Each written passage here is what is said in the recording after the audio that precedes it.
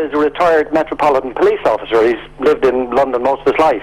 And I was very privileged for the last 5 years to be working in the UK as a business consultant. The thing that shocked me when I travelled north and south, seeing outside of Birmingham, Manchester, Doncaster, places like that, the deprivation, the failure of the social services, I was absolutely shocked. People going around in tracksuits, I couldn't believe it. And then I'd sit down with my brother. At that stage, he was still in the police. And I said to him about this, and he said to me, he said, Brendan, he said, in this country, he said, we have an emerging white underclass. And he said, because of the breakdown in social services, lack of education, lack of opportunities, and he says, me as a police officer, he said, I see this every day. Well, look, Brendan, we've got an emerging underclass of white, black and Asian, of people who are trapped in poverty, unemployment and hopelessness. And that's what we have to address. And the country should unite to address it. But we will not be able to do so as long as we're continuing to strut around the world, dealing out death and destruction to other people and burning billions of our pounds while we're doing it. Let's talk to Ricardo on the unrest in the UK. Ricardo, welcome. Good evening, George. Go ahead, sir. Hi. Honestly, the system in the UK now, it has created a big divide between the rich and the poor. And the poor are getting poorer, the rich are getting richer. And the only way that the poor people can make their voice heard, to be heard, is rioting now. And the youth, they have been speaking to us. It happened when they increased the tuition fees in the universities. These guys went on they demonstrated. And when they cancelled the EMA, they also demonstrated. And the politicians should have listened to these boys and these girls. Well, no, you're absolutely right. And if they don't listen, they're doomed to repeat it. Martin Luther King, of course, said that riots are the voice of the unheard. Let's go all the way to Pakistan. Talk to Sakina on the unrest. Sakina, welcome.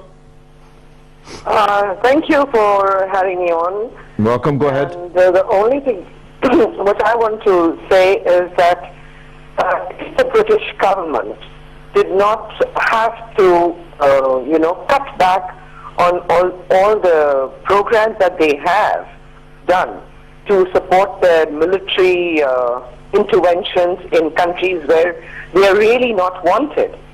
Like, I mean, we suffer because we in Pakistan suffer because of the war in Afghanistan, in Iraq, wherever it be. We are also having problems because of this. Yes. The thing is that regarding the London riots, which is your topic actually, yes. The thing is that if the British government looks after its own people, takes care of its own backyard, instead of, coming into other countries and causing destruction there. Sakina, what an absolutely outstanding call, all the way from Pakistan. Thank you for that. David's in the UK on the same subject. David, welcome to the show. Hello, George. Yes, go ahead. Thank you. Right, with regards to the rioting in the UK, my feeling is this was inevitable. It was always going to be there. Only thing it needed was a catalyst. And obviously the shooting of young Mr. Duggan, I think that was a catalyst that was needed. But it was always underlying, and because of the oppression and the lies, the thievery, the corruption within the government, the banking system and the corporations, the people have simply had enough. So given this catalyst, they've now came to the fore, they've started rioting, which I don't agree with. I mean, people losing their livelihoods, people being killed.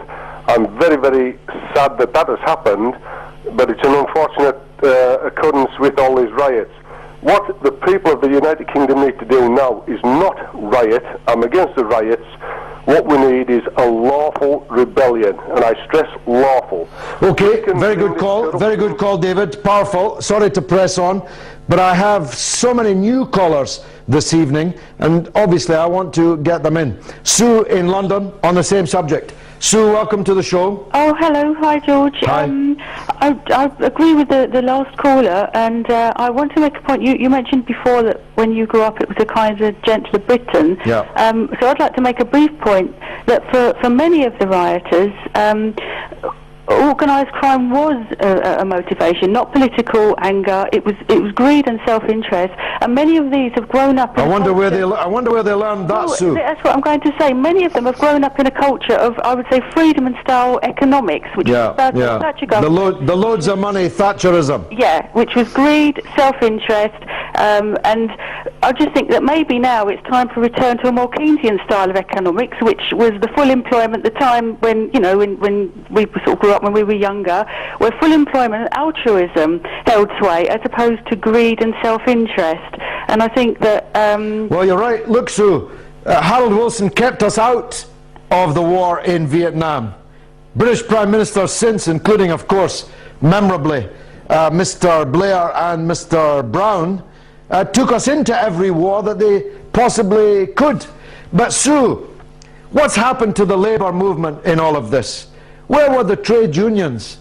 We could have had trade union groups out on the streets defending the population in the poor areas that were involved in this unrest. We could have had Labour politicians like Bernie Grant speaking up for the people. What's happened, Sue? Yeah, exactly. I don't know. I mean, they've all they've lost their voice, haven't they? I mean, apart from people like Ken Livingstone, many of them seem to have lost their voice. Actually, Ken Livingstone was Ken Livingstone and Harriet Harman. I never thought I'd find myself saying this. Ken Livingstone most clearly, but Harriet Harman also had the courage to make these points, even though the sky fell in on them. Let's talk to Sintim in Essex. Go ahead, Sintim. Hello? Yes, go ahead. Yeah, I would like to say something about the riot in London and the remarks the Commissioner of Police made when he was calling the parents to call their children back home. Now the parents' rights have been taken away from them. You know, by you're falling for all this right-wing Sun and Daily Mail propaganda, Sintim. Yes. I wish I had more time to argue that point with you. I just make this point, though, as I'm now having to leave. If they were children, how come the police stood back and allowed them to do what they were doing? And if they were not children, why are we now blaming it on the children? Well, look, it's been an amazing show. A huge number of calls, the biggest ever, including the biggest number of new callers. Join me again on Sunday and next Thursday for comment. God willing. Go in peace.